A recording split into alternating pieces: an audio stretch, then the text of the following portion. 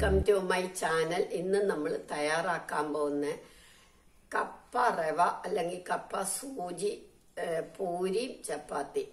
എനിക്ക് കപ്പ ഒരുപാടുണ്ട്, അതുകൊണ്ട് ഞാൻ പല പല വിഭവങ്ങൾ ഉണ്ടാക്കുക. അത് വളരെ ടേസ്റ്റിയാ. പൂരിയാണേലും അതെ, റൊട്ടിയാണേലും അതെ. അതെങ്ങനെയാണെന്ന് നമുക്ക് നോക്കാം. 1.5 കപ്പ് കപ്പ അരിഞ്ഞത് ഇത് 1.5 കപ്പ് ഉണ്ട്. ഇതുപോലെ കനം കുറച്ച് അരിയണം. അതിൽ നമ്മൾ നന്നായിട്ട് വെള്ളവും കൂടെ ഒഴിക്കണം. ഇനി അടുപ്പയിലേക്ക് വെക്കാം. ഇനി ഇത് കുറച്ച് മഞ്ഞപ്പൊടി കൂടെ നമുക്ക് ഇടാം. തിളയ്ക്കുമ്പോൾ നല്ലോണം വേവും. അപ്പം നോക്കിയത് എടുക്കാം.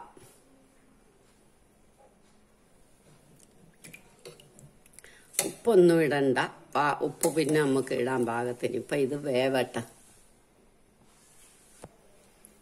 അത് വേവുമ്പോഴത്തേക്ക് നമുക്ക് ഒരു സവാള, കുറച്ച് മല്ലിയില, ഒരു പച്ചമുളക്, കറിവേപ്പില എല്ലാം ചെറുതായിട്ട് അരിയണം.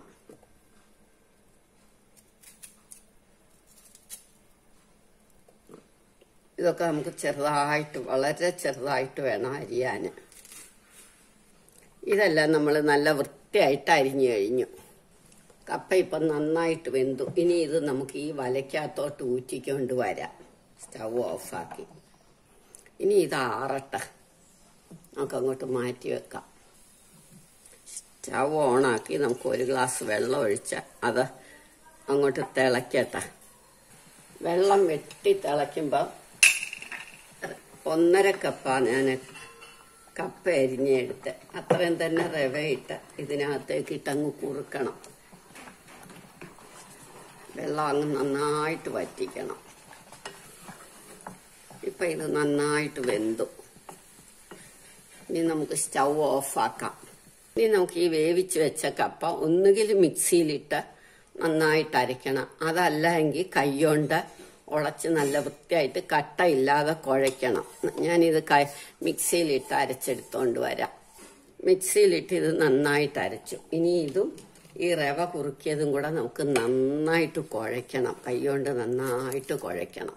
കുഴച്ചെടുക്കട്ടെ ഞാൻ എല്ലാം കൂടെ ഒന്നിച്ച്. നമുക്ക് 1 ടേബിൾ സ്പൂൺ മുളക് പൊടി,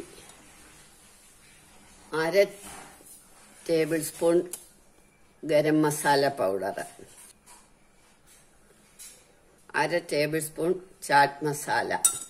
ഇനി നമ്മൾ അരിഞ്ഞു വെച്ച സവാളയും പച്ചമുളകും മല്ലിയിലയും ഇടാം.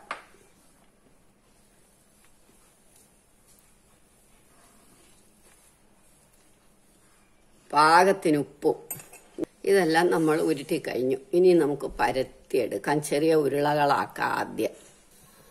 എല്ലാം നമുക്ക് ഇതുപോലെ ഉരുട്ടണം. അത് കഴിഞ്ഞ് നമുക്ക് പരത്താം. ഉരുട്ടി കഴിഞ്ഞ് നമ്മൾ പൂരിയുടെ പാകത്തിന് പരത്തണം.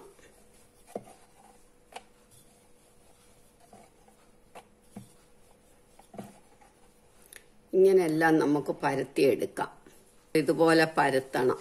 ഇനി നമുക്ക് അടുപ്പയിലേക്ക് ഇടാം. എണ്ണ മൂത്ത് കഴിയുമ്പോൾ നമ്മൾ ഇത് ഇടണം.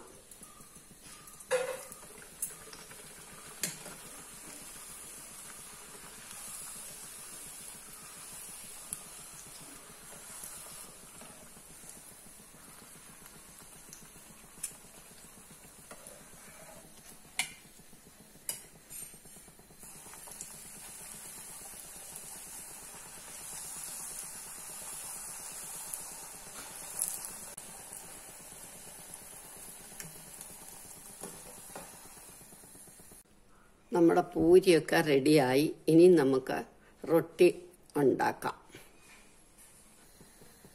തവ അടുപ്പേ വെച്ചു, ചൂടാവട്ടെ.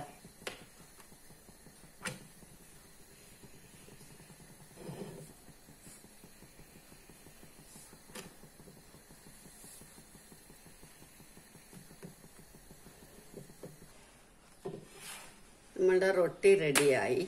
അടുത്ത റൊട്ടി ഇടാം.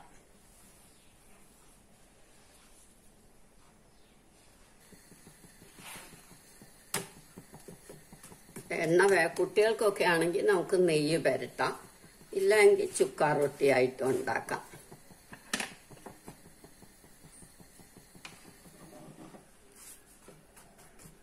വേണമെങ്കിൽ നെയ്യ് പുരട്ടാം.